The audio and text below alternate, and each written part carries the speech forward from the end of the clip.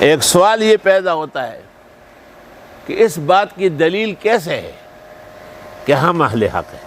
مزمل بھائی سے کوئی پوچھے کہ ہم اور آپ اہل حق ہیں تو اس کی آسان دلیل یہ ہے کہ دیکھو اہل حق کی 3 نشانیاں ہیں۔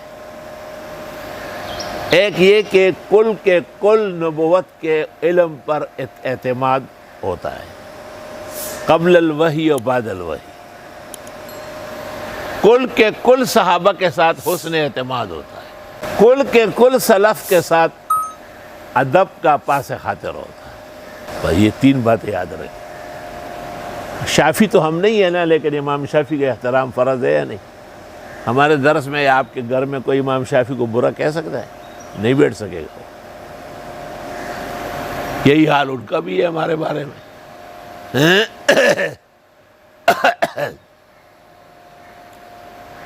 تو 3 نشانیاں جن میں پائی گئی، اب دیکھو مثلا روافض ہے تو وہ کہتے ہیں کہ ایک قرآن کا ظاہر ہے جس میں صحابہ کی تعریف ہے، ایک قرآن کی حقیقت اور باطن ہے، اس میں ہے کہ صحابہ مسلمان ہی نہیں۔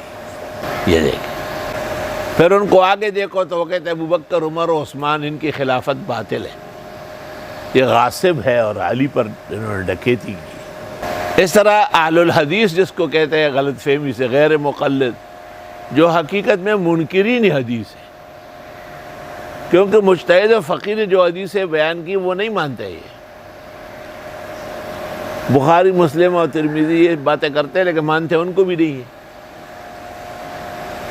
کیونکہ امام بخاری نے باب قائم کیا، باب من اجاز طلاق الثلاث، 3 طلاق 3 ہے، یہ نہیں مانتے اس کو۔ امام ترمذی کہتے ہیں کچھ لوگ ناف کے اوپر ہاتھ باندھ دیں گے، کچھ نیچے باندھ دیں گے، لیکن سینے پر مرد کا ہاتھ باندھنا امام ترمذی کے زمانے تک مسلمان پیدا ہی نہیں ہوا ہے، تو ائمہ حدیث کو بھی نہیں مان رہا ہے۔ امام ابو داؤد اور بڑے ائمہ سے منقول ہے، کان ابو حنیفہ اماما، امام اعظم اپنے زمانے کے امام ہیں، لیکن یہ امام صاحب کے بارے میں کیا کیا بے ادبی اور نازیبا کلمات کہتے ہیں۔ اہل حق نہیں ہے۔ اہلیان بدعت دیکھو تو پیرانی پیر شیخ عبد القادر کو مان رہے ہیں، معین الدین چشتی کو، داتا گنج بخش کو، جن کو جانتے ہی نہیں سرے سے، اپنے زمانے کے اولیاء شاہ اسماعیل، شاہ اسحاق، مولانا محمد قاسم، مولانا رشید احمد گنگوئی، شیخ الہند، شیخ العالم مولانا محمود الحسن، مولانا انور شاہ، حکیم الامت اشرف علی، مولانا حسین احمد مدنی، شیخ الاسلام جیسے پاک نفوس کو نہیں جانتے، اور ان کی شان میں گستاخی اور بے ادبی کرتے ہیں۔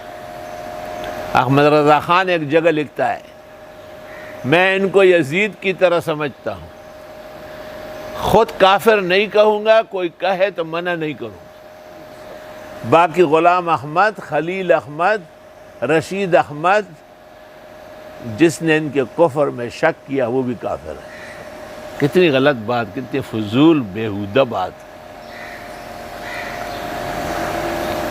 تو یہ بھی ایک پیمانہ ہے کہ یہ کہنا کہ ہم اہل حق ہے کیونکہ ہم آن لائن تفسیر پڑھاتے ہیں، ہم اہل حق ہے، ہمارے یہاں نظام تعلیم سلف کا پابند ہے، ہم اہل حق ہے، ہم قرآن و سنت اور فقہ کے ماننے والے ہیں،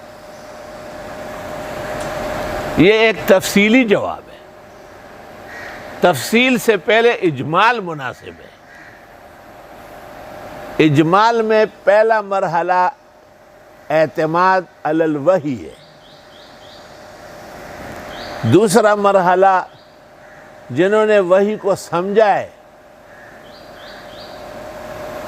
صحابہ، تیسرا مرحلہ جن لوگوں نے ان کو سمجھا ہے ان کے بارے میں بھی ادب رکھنا ہے۔ اگرچہ ہمیں امام شافعی، امام احمد ابن حنبل، امام مالک کے بہت سارے مسائل سے اتفاق نہیں ہے، مگر ان کا اہل حق ہونا ہمارے یہاں مسلم ہے۔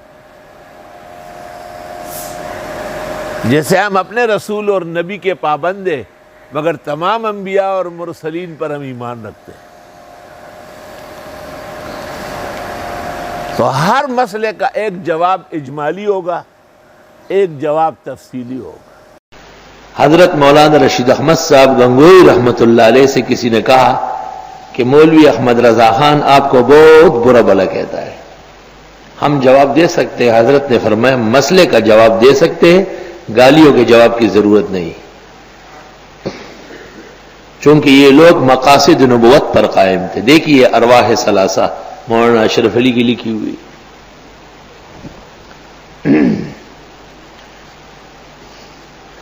حالانکہ ان کے اخلاق یہ ہے کہ وہ تقویت الایمان کو تفویت الایمان کہتا تھا، تفویت الایمان۔ مولانا اشرف علی صاحب کو جوجا کہتا تھا، جوجا۔ مولانا حسین احمد مدنی کو مبتدئین فیض آبادی کہتے ہیں، اور ٹانڈوی،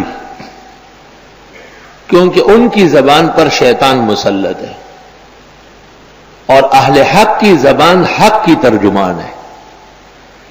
وہ ایک شخص کو کتے نے کاٹا تھا نا، تو رات کو کراہ رہا تھا، فریاد کر رہا، چھوٹی بچی تھی، ابو جی کیا ہے؟ بیٹی کتے نے کاٹا ہے۔ کیسے کاٹا؟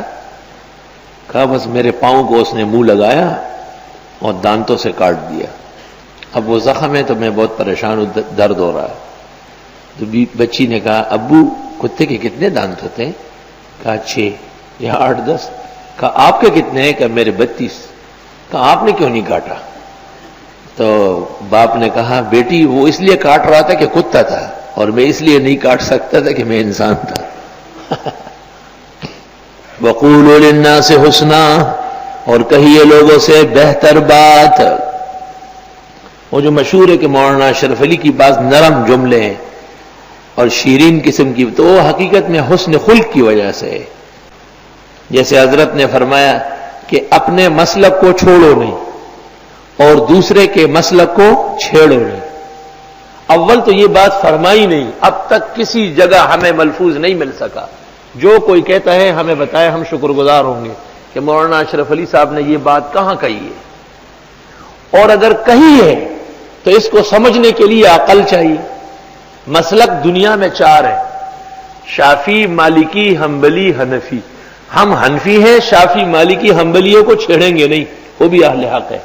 مرزائیت مسلک ہے، پرویز یہ مسلک ہے، ابتداء اور بدعت اور شرک یہ مسلک ہے، قبروں کا سجدہ اور غیر اللہ سے مانگنا اور ان کے نام کی نظر یہ مسلک کہلاتا ہے۔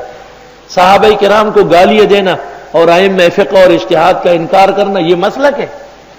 یہ تو پھر کل آپ لائن صاف کرنے والوں کو بھی ہم مسلک کہہ دیں گے۔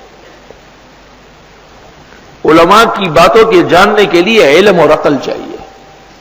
مسلک ہو تو احترام کرے نا، یہ مسلک نہیں، یہ تو باغی اور سرکش ہے، یہ تو منحرفین ہے حق سے۔ السلام علیکم جی دوستو، آپ نے دیکھا اور سنا شیخ مفتی ظہور علی خان رحمۃ اللہ علیہ کو کہ شیخ مفتی ظہور علی خان رحمۃ اللہ علیہ کیا بیان فرما رہے تھے۔